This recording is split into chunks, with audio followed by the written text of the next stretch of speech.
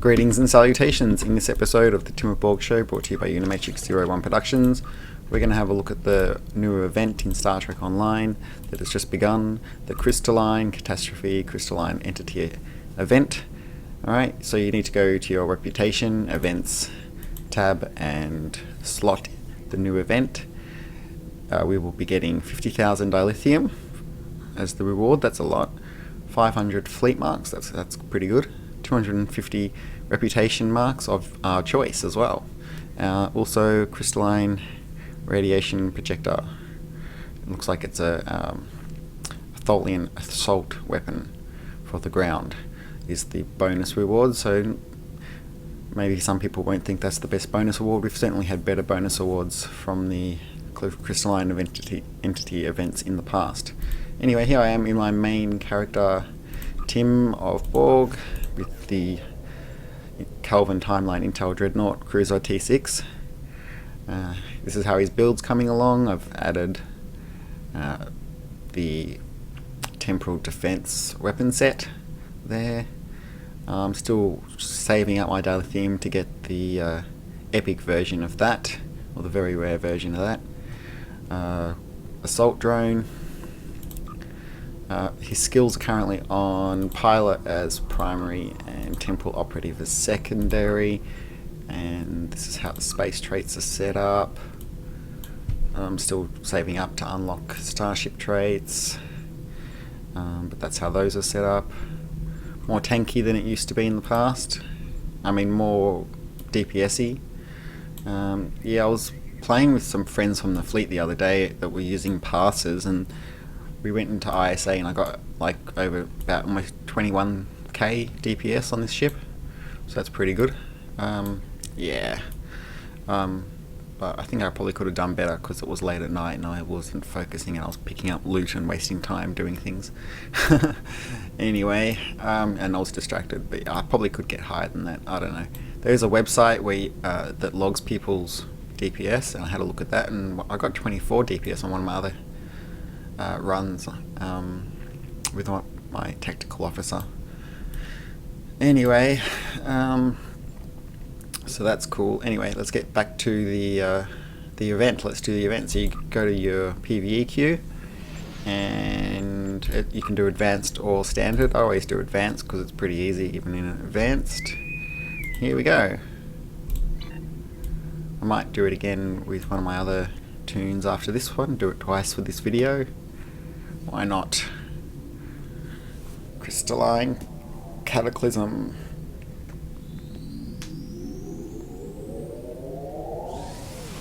My graphics are at maximum. It's a bit early in the morning for me though, so sorry about that. A bit tired, a bit groggy. Just got up.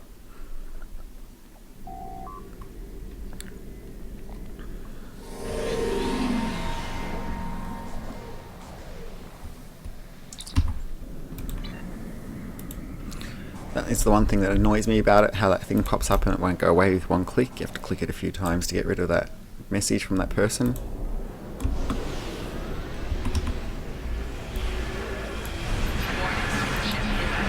I've got keen sight-based weaponry button now as well. And you would have seen that in my last mission run through, but you might not have watched that. So I thought I'd just talk about it again.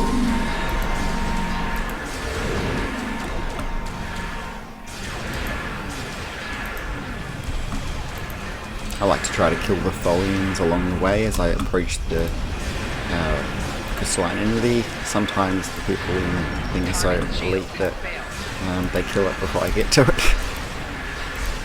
You can run right up to it. Maybe I should do that. Kind of wasting time, I guess. Not killing the entity. Here we go. Start shooting the entity. Now, one thing I found with it is that if you have a really tanky ship like one of these Kelvin timeline ships, but when it is absorbing, you don't need to really worry about it. You can just keep shooting it. It won't kill you. Just stay there, keep shooting it. If I put that up, that'll help me survive this shockwave. Fire at will, kill the Tholians as well. Oh, I can get back up, they'll be dead. They should be dead any second now. With the graviton beam, killed it. There you go. Excellent. And we get our choice of marks with the event, whereas normally you only get Nikaru or fleet marks. So that's one of the good things about the event. It can help you do all your reputations, get all your gear that you need, and all that kind of groovy stuff. So that was a pretty good run. Not bad, if I say so myself.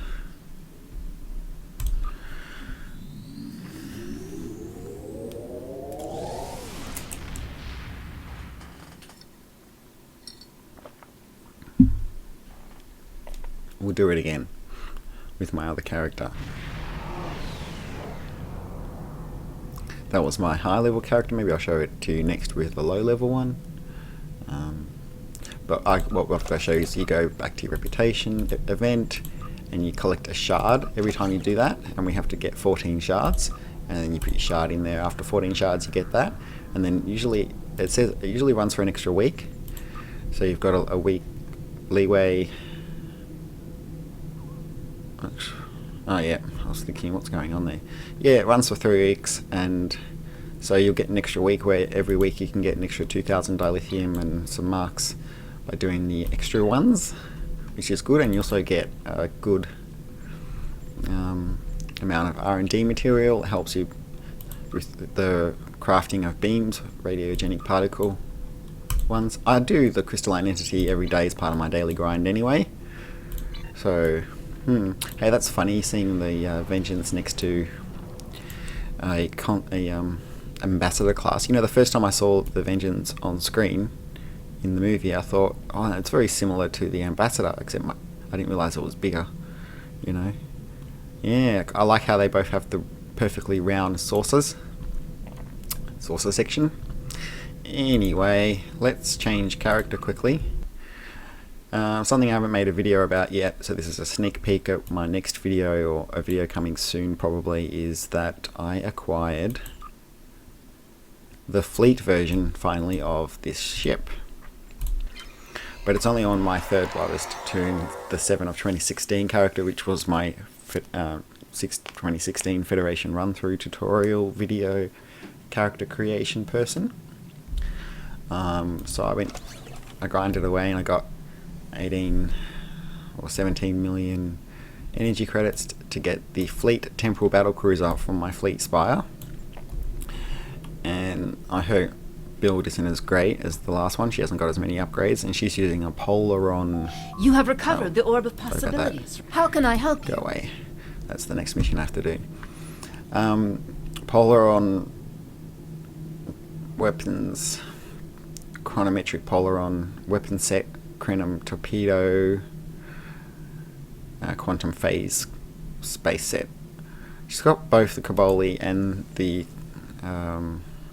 brain warp core, but I've recently retrained her skills, so space skills. Now she's focusing on DPS, as you can see there. She's got intelligence as secondary and pilot as primary, but nothing else is really unlocked yet because she's so new, so that's what I'm restricted to that. And everything here is on DPS, so there's no tanky things slotted, so I could die. Hasn't got a tanky ship, she's got a very DPS-y ship, and it's all on you know, stuff to kill, increasing critical severity, critical chance, and beams and all that kind of stuff. So we'll just see if I can manage to do the Crystalline Entity Advanced without dying on this character. That would be interesting if I can do that. I'll have to try to avoid the shockwaves with this one, because she's a bit more of a glass cannon, so to speak. There's the ship. Fleet Temporal Battlecruiser. Is that what it was called? Something like that, yeah. With the visuals of the Borg. So I got the extra module for the engineering console, Yep. And it was 20,000 fleet credits and 1 fleet module, ship module, which was the hard thing to acquire.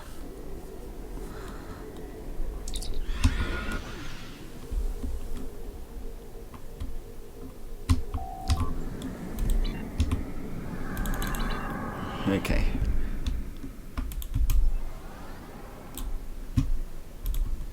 I always like to do rock and roll just before I engage the enemy, as that gives you a defensive bonus.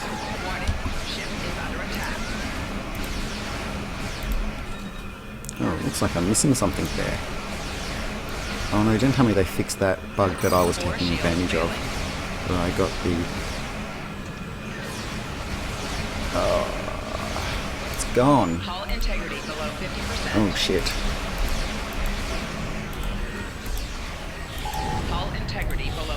I wasn't paying attention and I let her die. Almost. It's annoying when they're suddenly behind you. I want to shoot the person who's in front of me.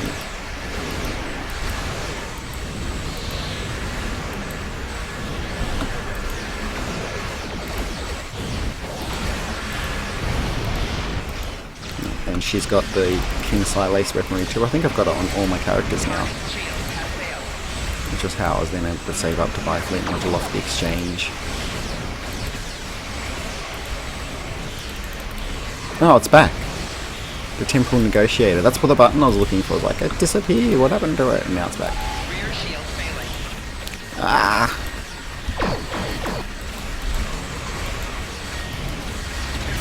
Don't die on me. Oh, no. The entity's about to explode and I'm gonna die. Oh good, I got out of its blast range just in time. But I had just gone into range of it.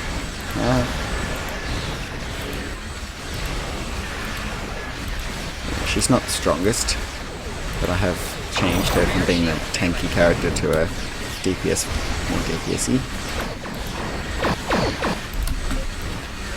Yeah, I got one little shot in on the entity, and somehow I got second place, so there you go, putting all that stuff into DPS actually paid off on this character. I'm not sure what it is though I need here. Maybe Terror, I think. Okay. She's about to die. I'll just go out of there. I didn't get to use my special temporal button in the last one. Oh, there you go. She did die. That's funny. Funny I didn't get first or second or third place with my vengeance before. I often do when doing the Crystalline entity. She's died as she got into the I'm in the sphere space battle zone. You get some good rewards on your duty officer stuff around here, although it's taking me out of where I need to be, which was back there.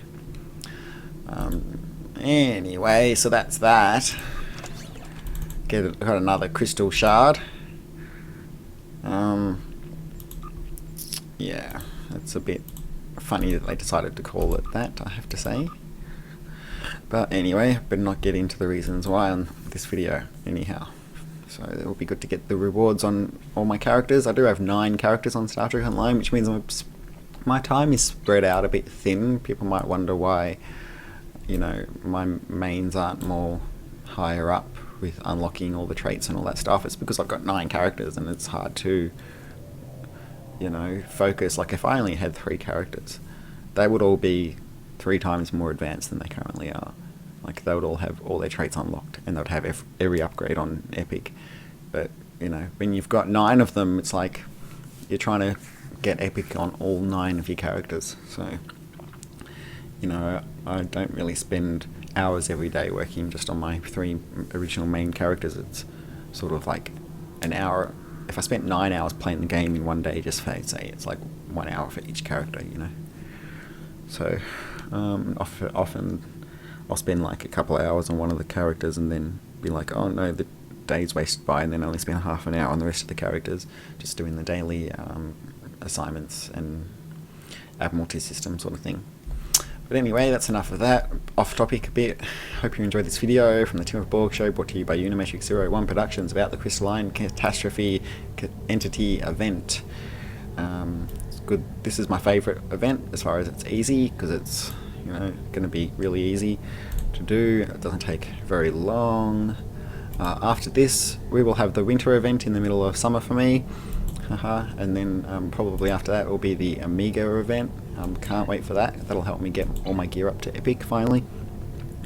As long as I yeah, I don't know. I've created 3 new characters since the last event for the Amiga event, so that's why my bottom 3 characters don't have any Amiga upgrades on their ships. But yeah,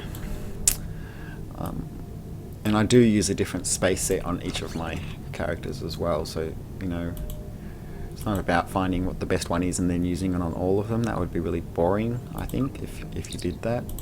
So I like to use a different space set and a different ground set on each character, and that way I have variety when I give my gameplay and different buttons to press, different abilities on each of them. Like this one, she's got this energy weapon entanglement from the quantum phase resilient shield weapon space set, and the chronometric energy converter button, so that's unique to this character because she's got a unique weapon and space set. Alright, well, hope you enjoyed the video. Please subscribe for more, stay tuned for more, live long and prosper, Joel and true, resistance is futile. Till next time.